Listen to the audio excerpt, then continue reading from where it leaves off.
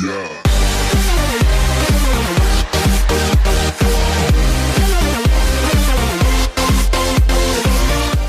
What is going on, guys? This is Tommy Blaze, and today I am bringing another Destiny video. And in this video I'm going to be talking about Destiny 2 coming to PC.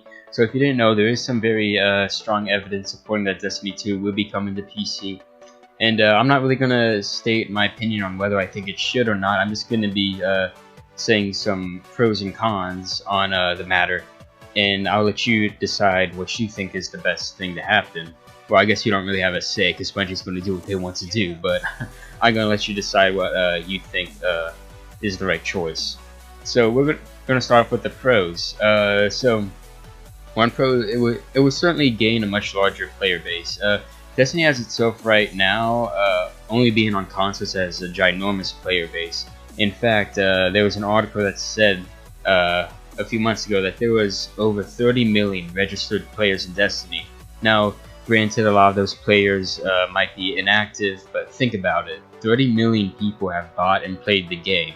That is a lot of people compared to a lot of other games. That is just a lot.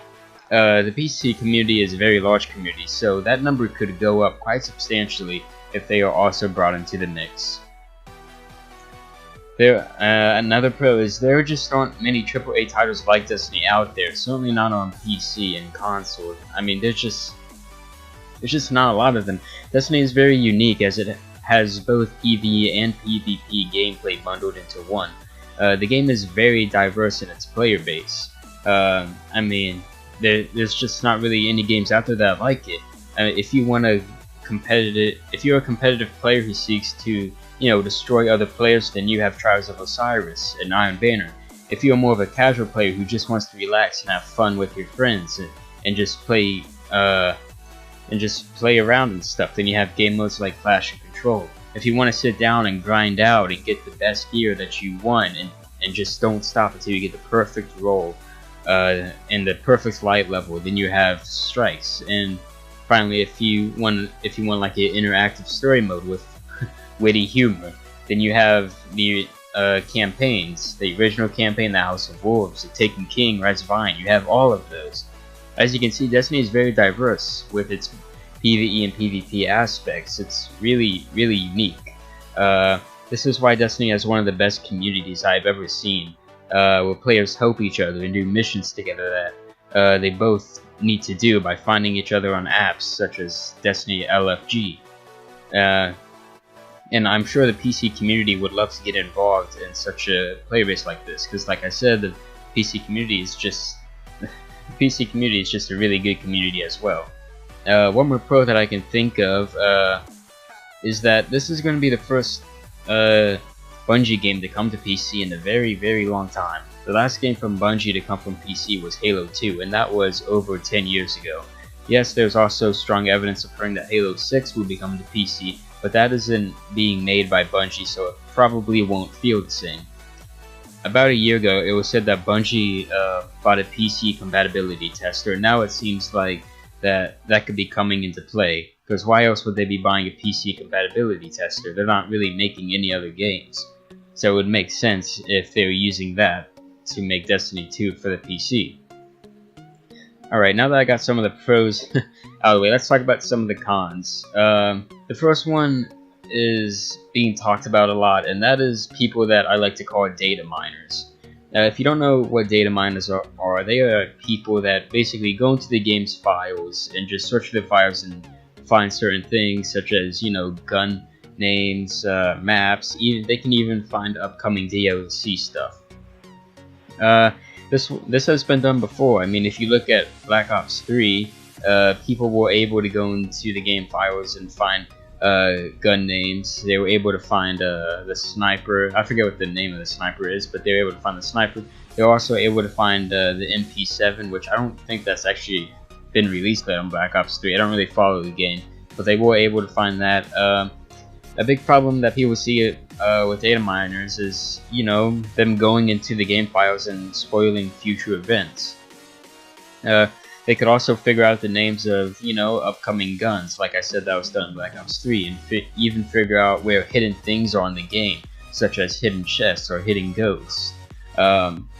Think about it. If a data miner went into the game files and found out how to get to the last monitor of the Wrath of the Machine raid, just by reading some code, all of the fun of searching and trying to find new strategies and trying new things would have been lost, because they could have just gone in and figured out, hey, all we need to do is stand here and do a little bit of math, and then the big pyramid thing will open and there's our monitor. And that just wouldn't be fun, because it would have just taken away just a lot of searching. This could happen at any time. Then they could just reveal a lot of secrets about upcoming things. Yes, Bungie could try to hide all the data files and, you know, just put them in obscure locations, but data miners are really intelligent. If you put it in there, they will find it. They will not stop, because they are just very, very smart at what they do. The next con is about the port being bad. There are a lot of PC games being made with just awful PC ports. One prime example of this is Call of Duty. I won't go too much into that though. PC gamers are very picky.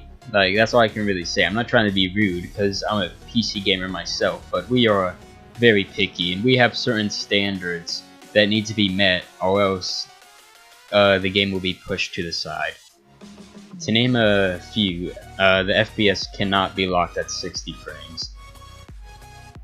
Also, there needs to be an ability to change the FOV, because if you're a PC gamer and you try to play Destiny now on the console, you're probably going to get a little bit of motion sickness, just because the FOV is very small, and you'll notice it if you play with a high FOV.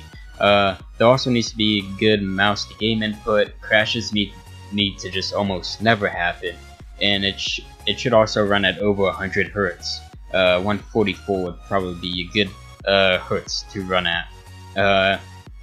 One inconvenient but working way to fix this is by adding a modding ability so that people can fix it themselves if they need to. I had to download and replace a few files for COD Advanced Warfare a couple years ago just to get that game working on PC, just because people were able to create their own files, and I just downloaded them and put them into the file thing. Sure, it's a bit more inconvenient, but it does work.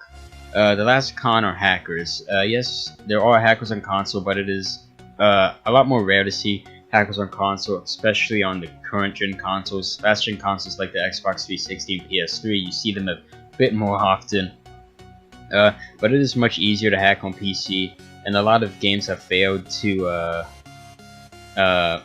get rid of hackers. A lot of games have failed due to hackers, like The Division. The Division has pretty much died out on PC. I wouldn't say died out, but a lot of people left The Division just because of hackers on PC. It was pretty bad. They would need to implement a good hack prevention software like Fairfight, but even then, there are some hackers that are able to get around it. I hope that they do the same thing like Overwatch does, and that is once they ban a player, that player will never be able to play again, even if they create a new account and buy the game again.